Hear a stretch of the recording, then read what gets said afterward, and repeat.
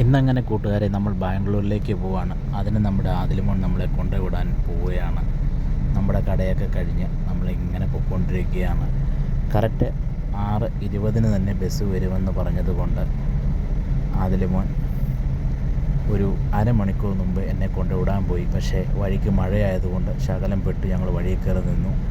എന്തായാലും മഴയെല്ലാം മാറി ഞങ്ങൾ നേരെ കാഞ്ഞിരപ്പള്ളിയിലേക്ക്.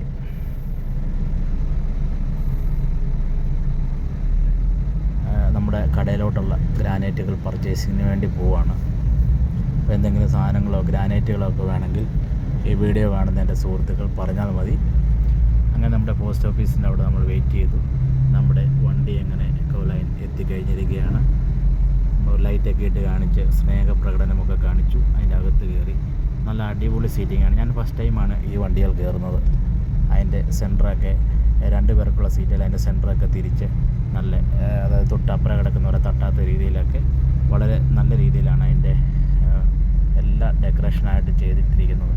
സൈഡൊക്കെ മനോഹരമായിട്ട് കുപ്പി വെക്കാനും എല്ലാത്തിനും നമ്മുടെ അതിൻ്റെ ബെഡ്ഷീറ്റുകളും എല്ലാം വൃത്തിയാണ്. അങ്ങനെ നമ്മുടെ കാഞ്ഞിരപ്പള്ളി ടൗണിൽ കൂടെ നമ്മൾ കറങ്ങി നമ്മളങ്ങനെ തിരിഞ്ഞു പോരുകയാണ്.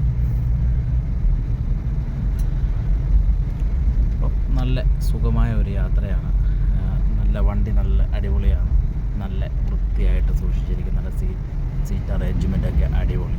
അങ്ങനെ കാലൊക്കെ നീട്ടി സുഖമായിട്ടിരിക്കുന്നു. അങ്ങനെ നമ്മുടെ സബീർ ഭായിയുടെ കടയും കഴിഞ്ഞ് നമ്മളിങ്ങനെ പോവാണ്.